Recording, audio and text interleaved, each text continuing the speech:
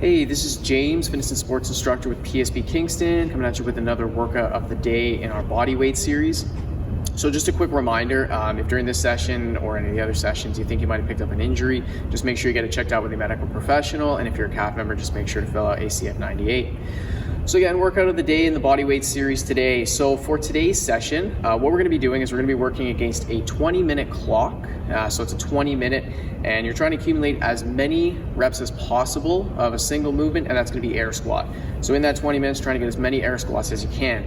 But what we're also gonna be adding into that is a time punishment sort of thing. So basically every minute on the minute within that 20-minute clock, you're gonna be performing push-ups. So we're gonna have just kind of like two levels on the push-up. You can either perform 5 push-ups each time, or a level 2 option would be to pick 10 push-ups. So either 5 or 10 would be fine. You're gonna be accumulating a lot, 20 total sets as you go through. So we're gonna start at that 0 marker. You're gonna start with the set of push-ups, and then for the remainder of that minute, again, trying to get as many reps in as you can of the air squat until that 1 minute clock hits, hit another set of push-ups, and then again, continue on, 2-minute mark, hit another set of push-ups. So continue on that fashion for that full 20-minute time frame, try to get as many air squats as you can. So a couple things to note about that. It might be beneficial to pick a bit of a target number for your push-ups and then break that up into that 20 different sets. So you kind of have an idea of how many reps you might want to hit on each set.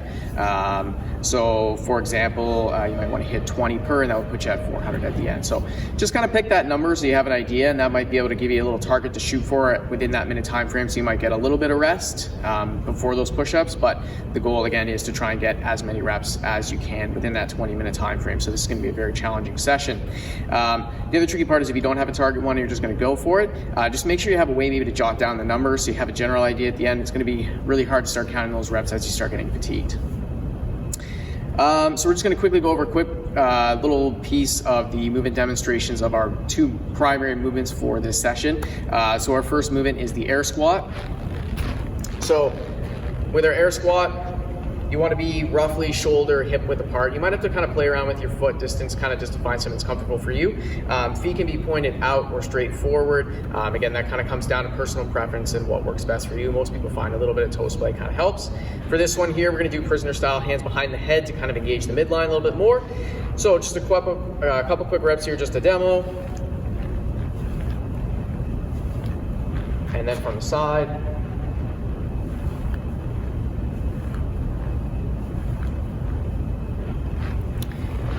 And so just a couple quick points about the air squat. We went over foot position and whatnot. Keep that spine nice, long, tall, and straight to keep that spine in alignment, keep everything engaged. Try and drive off the mid portion of your foot, so don't get too far up on the toe, but you also don't want to sink too back on the heel and get up on off your toes. So somewhere in that midfoot area is a good driving point when you're coming back up. The other thing too is you want to push the hips back but also down. You don't want to end up in a weird forward posture. You want to be able to keep that chest up. So try and sinking the hips down between the feet is another good cue to kind of focus on. So that's our air squat. Air squats are very simple, and there's not a lot of scaling to that movement. So the main thing with the air squat in terms of scaling would just be kind of finding the range of motion that works for you. So if that full depth doesn't quite work, go to the depth that works for you with your range of motion.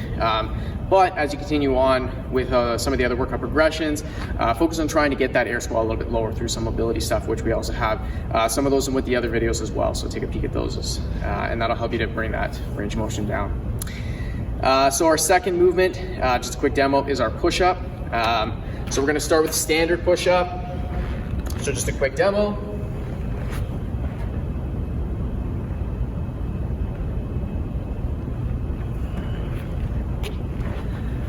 So with the standard push-up, hands feet on the ground, hands should be roughly just outside or just underneath the shoulders. Keep the elbows tucked in, don't let them splay out. Try and get a full range of motion on all those push-ups, especially with those lower rep counts of 5-10. It's not a crazy number to hit for most people, so try and get your chest right to the ground, nice full extension on the way up, make every rep count. Keep that midline nice and engaged and strong, and then move yourself as one unit. Don't let the hips push up or sag down when you're going up or down.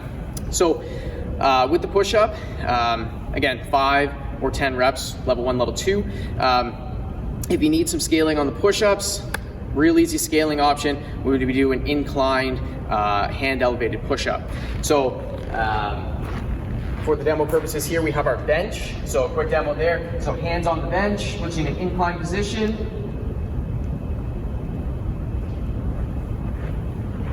So the movement mechanics stay the same. And that's why that hands elevated incline version is a little better than scaling to a knee push-up. You get a little bit better midline engagement. The movement pattern is a lot closer to the standard push-up, so it's a lot easier to progress to that standard push-up as you move along. So if you're gonna scale down from the standard push-up, do the incline hand elevated version that you just saw there. So you can use a bench, side table, chair, set of stairs is another good option as well. So just something sturdy that you're able to elevate those hands. Usually somewhere between like 12 and 20 inches, so like a foot or 2 feet, something in that range is a good marker to kind of go for that elevated position. So those are the 2 movement demos. One other quick note about this session. It would be beneficial and pertinent to perform some type of upper body pulling exercise at the completion of this workout after you take a little bit of rest. Doesn't have to be a whole lot, just a couple sets of something.